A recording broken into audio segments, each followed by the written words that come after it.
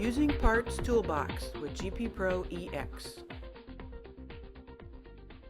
No need to spend time drawing when you should be developing a program.